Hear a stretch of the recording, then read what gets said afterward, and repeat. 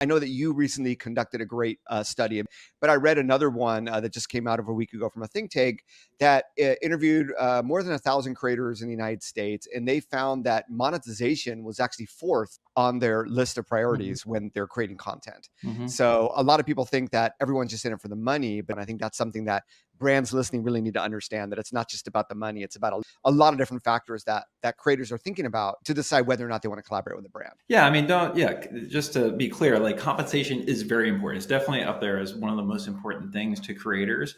I'd say equally or even more important for many of them is the brands that they're working with and the control that they have on the message that they're sharing with their audience, right? They want to deliver an authentic view of this product. Well, I've talked to a lot of them. What they get upset about is, and I can't believe that some brands do this, but they'll come at a creator not only with a performance only deal, but it's like after you sell X number of the product, then I'll pay you, some form of commission. And a lot of these creators are like, get out of here with that. Like, I've got to spend time to get to know you as a brand. I've got to test and review your product. I've got to Yep. produce content, in the form of video, photos, some sort of write up.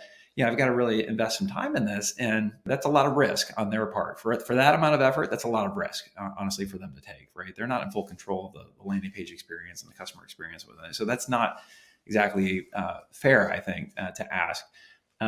But brands also aren't in full control of the what's being said, the video, the review, the content. So it's not fair for them to bear all the risk either in terms of like fully fixed fee. And one of the things that we've really kind of settled on with a lot of the conversations, a lot of research that we've done, is a form of a hybrid, like some form of a fixed fee or a flat fee that's paid, for some upfront work. And we as a platform, impact.com, we're trying to provide more information and more recommendations on what is the value of a post. We call it Post Plus, meaning there's a blend of a fixed fee that's paid plus a performance element.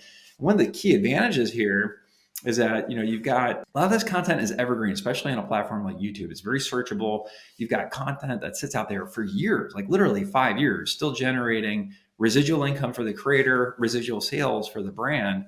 And just on that point of compensation, we're finding that that's been a real fit, I think, on both sides. Yeah, and I think it makes a lot of sense. It also, from a brand perspective, gives you that trackability to say, how many clicks, how much commerce did this influencer drive in a very, very easy way without having to reinvent the wheel, right? About Mhm. tracking. So I think that's a great, win-win for everybody.